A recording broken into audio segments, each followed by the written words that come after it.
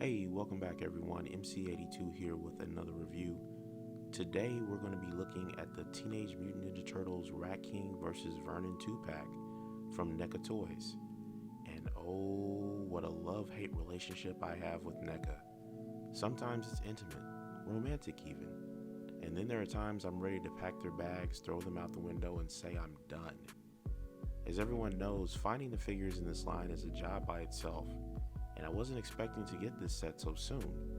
I missed out on Target's online order, but fortunately after receiving a tip, I got the last one on my shelf at my local Target. Apparently these are not quite as plentiful as the previous couple of sets like Splinter and Baxter, so all I can say to everyone is just good luck. The box has the familiar green and yellow motif, and I've always liked the look of this clear front display with the prominent illustrations of the characters on the front. The sides show individual shots of the figures, and they're displayed together on the back along with the other characters in this particular wave. Out of the box, Rat King and Vernon make for an impressive pair as they look very accurate to the old 80s cartoon. Admittedly, I wasn't excited to get this set as I have been with the others. We're starting to, if we haven't already, get to the secondary or ancillary villains and characters that were not nearly as important to me growing up. But I must say, the more I look at these two, the more pleased I am to have them. Let's start off with the Rat King. He has his well-known disheveled look in his hair, the rags and bandages that cover his face and bodysuit, and in general, the overall appearance of a homeless man that hasn't showered in weeks. In other words, they completely nailed his appearance. There's clean line work all around, and the two-color cell shading appearance brings out the desired animated look in his clothing very well. He comes with a lot of accessories, including an ooze canister, a set of grip hands, a pointy finger hand, and of course, his loyal subjects, the rats. The rats have flexible tails, and they're designed to be placed on him in various positions around his body, and it looks great when you have them all positioned. But I kinda wish they added more rats, as 3 is simply not enough. He also has his bandolier that can hold his soda can bombs, because let's not forget, the Rat King knew how to create weapons to defend his kingdom, and he also knew how to control it with his magical flute. Watching Splinter fight through the mind control was one of the highlights of the original series, though it was interesting how he developed the ability to control his army without the flute as the series went on. Rat King's head doesn't move up all that well, but he does look down to a fair degree. His arms can extend 90 degrees, and he has double jointed elbows that can go past 90 degrees.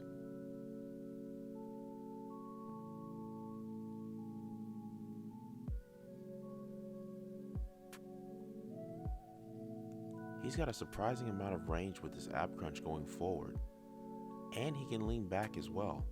For a NECA figure, he has better than average upper body swivel.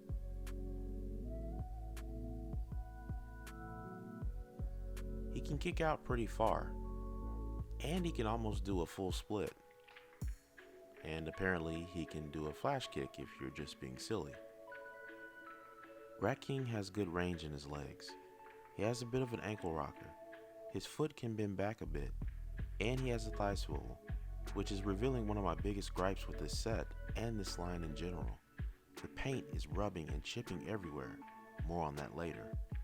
He also has double jointed knees, and I almost forgot, his wrists can turn and bend very well.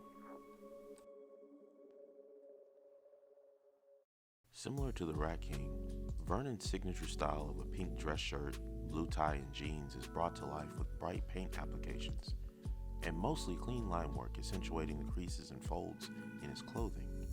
Unfortunately, NECA's QC issues rear their ugly head again, as my Vernon had a few areas of paint rub and chipping.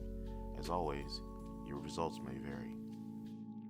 Being that he usually tags with April as her cameraman, Vernon of course comes with a camera that can be held over his shoulder due to his excellent articulation, which we'll get into later. He also comes with a set of open hands and a pointing finger hand. But a big missed opportunity is that Vernon is often shown to be a coward or in fear of his life. Vernon is depicted with a smirk here, but more often than not, he has a worried look on his face, which would have been perfect for an alternate head sculpt.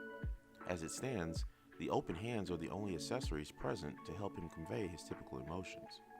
Of course, the real highlight of Vernon's accessories is the alternate head and forearms that call back to the original series when Vernon and Irma were temporarily turned into mutant were-rats under the control of the Rat King.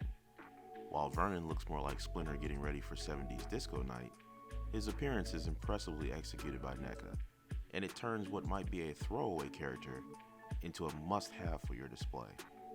Be careful when changing out the parts, as the sleeves on the arm can slide off as well, and it's probably a good idea to heat up Vernon a little bit, as I had a bit of difficulty getting his rat head on properly. Vernon's head is unique in that he has ball joints in the head and in the neck, which means his head and neck can move independently.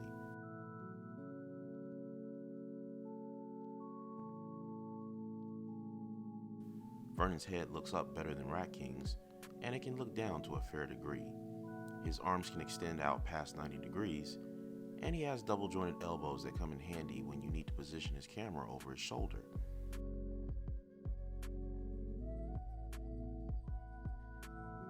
A real nice touch is that his sleeves can turn as if they're sculpted over his shirt.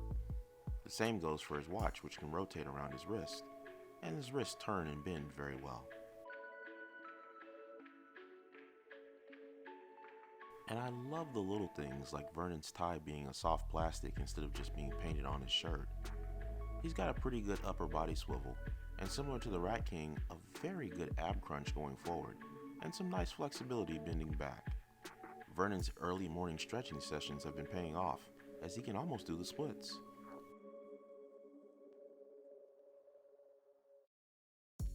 He's got a thigh swivel, and a solid range in his ankle as it can bend forward, backwards, and he has a decent ankle rocker as well.